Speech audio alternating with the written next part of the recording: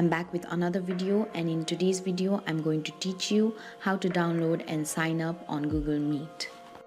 To download, open up your app store on your phone. After you open up your app, you can see a search button on bottom right. Tap on it. Now enter Google Meet on search bar.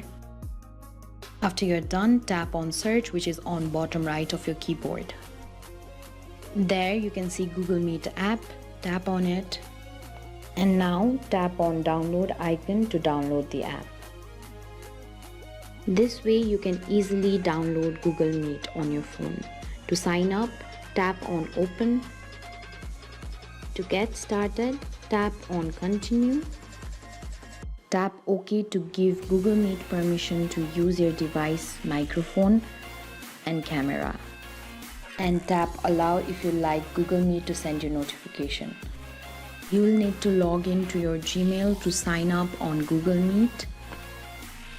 Select the account from which you want to sign up on Google Meet and then tap on done.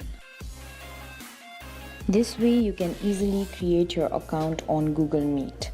I hope this video was useful to you. Don't forget to like, share and subscribe to the channel.